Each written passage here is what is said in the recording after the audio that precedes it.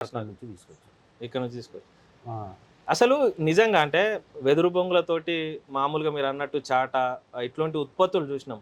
కానీ tooth pics గూడా తయారు జేయాలె. అంటే అది మన దక్షిణాది రాష్ట్రాల్లోనే నాకు తెలిసి ఇది మొదటిది గావచ్చు ఈ పరిశ్రమ. ఇట్లా ఏర్పాటు జేయాలె టూత్ పిక్స్‌తోని వెదురు బొంగులతోని టూత్ పిక్స్ రెడీ జేయాలన్న ఆలోచన ఎట్లొచ్చిందసలు? ఇది బీజం ఎక్కడ మీరన్నది పడ్డది?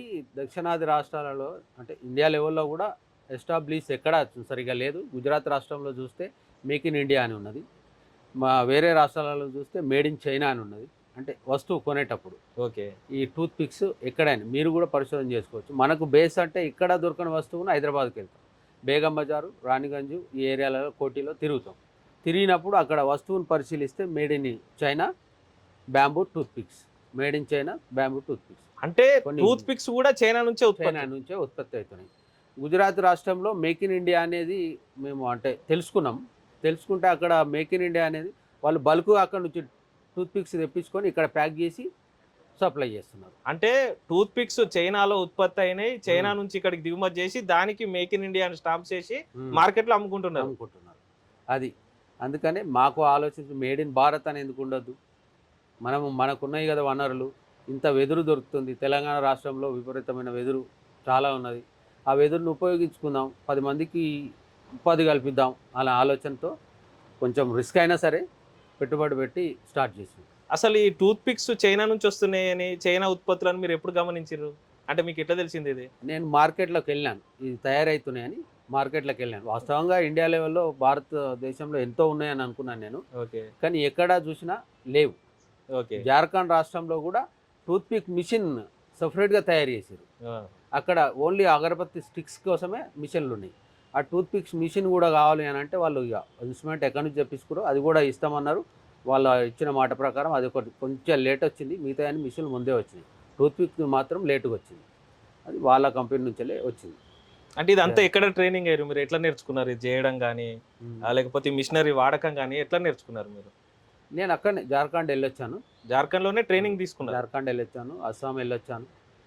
చూశాను. ఓకే. తయారీ జరిగే చోట అంతటా చూసిన ఎట్లా జరుగుతుందని. కానీ మనకు గూడా వాస్తవంగా ఆడ చూడడం వరకు మనకు బాగానే అనిపించింది. పనిలోకెళ్ళిన తర్వాత దాని సాధక అసలు విషయం బాధకాలనేది అనేది తెలుస్తుంది ఇప్పుడు. వాస్తవంగా వేస్టేజ్ చాలా ఉంది. వేస్టేజ్ చాలా ఉంది. ఇక్కడ ఈ పరిశ్రమ నిలదొక్కుకోవాలనంటే ప్రభుత్వం నుంచెల్లి చాలా సహకారం అవసరం. కరెంటు సబ్సిడీ గానీ, ఏదైనా హ్మ్, మిషనరీ కోసం సబ్సిడీ రుణాలు గానీ, ఇవ్వడం అంటే గానీ ఇస్తే 100% సక్సెస్ అయితది. బాలుగారు మీరు చెప్పింది అక్షరాల నిజమే అది. ఎందుకనంటే చిన్న పరిశ్రమలను ప్రభుత్వాలు ప్రోత్సహిస్తేనే హ్మ్. ఇటువంటి ఉత్పత్తులు సాధ్యమైతాయి. మేక్ ఇన్ ఇండియా గాని, మేడ్ ఇన్ ఇండియా గాని ఎక్కువ రకాల ఉత్పత్తులు చిన్న తరహా పరిశ్రమలు ఏర్పాటు చేసి వ్యక్తులు ఉత్పత్తి చేసే అవకాశం ఉంటది. ఈ అట్లే బాలుగారు ఒక విషయం. ఈ వెదురు బొంగులనేటిది ముడి సరుకొస్తది గదా! ముడి సరుకు నుంచి ఈ అగరబత్తి స్టిక్స్ గాని, ఈ టూత్ పిక్స్ స్టిక్స్ గాని ఎట్లా వస్తాయి? అంటే దీని ప్రాసెస్ ఎలా ఉంటది?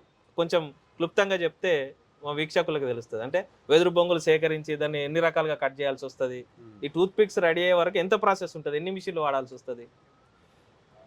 మిషన్స్ అంటే ఫస్టు కటింగ్ జేసుకోవాలి బ్యాంబూని. ఓకే. ఇట్లా ఈ స్టిక్‌ని కట్ జేసి ఆహ్, మా బద్దలుగా చీరిన ఓకే. తర్వాత దీన్ని మళ్ళీ ఇంకో మిషన్‌లో సన్న బద్దలాగా ఓకే. పేళ్ళలాగా తీసి, ఒక మిషన్‌లో స్టిక్స్ తీయడం. స్టిక్స్ తీసిన తర్వాత మళ్ళీ దీని సైజ్ కట్ చేసుకొని పాలిషింగ్ జేయడం. పాలిషింగ్ జేసిన తర్వాత దీన్ని డిజైన్‌కి పంపియడం. అంటే ఇలాంటి ప్రాసెస్‌లు చాలా ఉన్నాయి. డిజైన్ పంపించిన తర్వాత మళ్ళీ దాన్ని దేని దానికి తీసి ప్యాక్ జేయడం. ఇలా అంటే, చాలా వర్కులు చాలా ఉన్నాయి. అంటే వెదురు బొంగును టూత్ పిక్‌గా మార్చాలంటే దాన్ని మార్కెట్ చేయాలంటే చాలా రకాల చాలా రకాలుగా. ముడి సరుకుతోటే స్టార్ట్ అయితది. ముడి సరుకే చాలా ఇబ్బందులతో కూడుకున్నది. ఇప్పుడు తెలంగాణ రాష్ట్రంలో రాష్ట్ర ప్రభుత్వం వెదురు సరఫరా నిలిపివేసింది. మీరు ఎక్కడి నుంచి తీసుకొస్తారు ఈ ముడి సరుకు దీనికి గావాల్సింది? చుట్టుపక్కల తెలంగాణ నుంచి ఆంధ్రాలో కర్నూలు ఏరియాలో దొరుకుతుంది. మిగతాది అస్సాం నుంచెళ్ళొస్తుంది. ఓకే. అక్కడ ఈ ఎక్కడ దొరికితే అక్కడ తీసుకొస్తాం వెదురు. ఈ ముడి సరుకు తీసుకురావడానికి ఏమైనా ఇబ్బందులున్నాయా? అంటే మామూలుగా దొరుకుతదా? విరివిగానే దొరుకుతాయా? ఇప్పుడు విరివిగానే దొరుకుతుంది. ఓకే. ప్రభుత్వం ఒక వెసులుబాటు కల్పించింది. ఈ వెదురును గడ్డి కింద చేర్చి మా వెదురుకు ఎలాంటి పర్మిట్‌లేమి అవసరం లేదనకుండా జీఎస్టీ మాత్రం చెల్లించి తెచ్చుకోవాలి. అంటే ఇంతకుముందు వెదురుకు పర్మిషన్‌లు అవసరం ఉంటుండేనా? ఫారెస్ట్ వాళ్ళ పర్మిట్, అవి అవసరం ఉంటుండే, చాలా ఇబ్బందులు ఉండే అప్పుడు. అటవీ శాఖ యొక్క అనుమతి అవసరం ఉంటుండే ఇంతకు ముందు. అది అనుమతి అవసరం ఉంటుండే. ఆ అనుమతి తీసేసిన తర్వాత వెదురు సప్లై నిలిపివేసారు గవర్నమెంట్. ఏ ప్రభుత్వం తీసేసింది, స్టేటా సెంట్రల్? స్టేటే, ఏ స్టేట్ కాస్ట్. ఏ స్టేట్ కా స్టేట్ ప్రభుత్వాలే వెదురును అదే, అటవీ శాఖ నుంచి మినహాయించినాయి వేలం పాటలో కొనుక్కొని తీసుకొని రావడం మేము. మీరు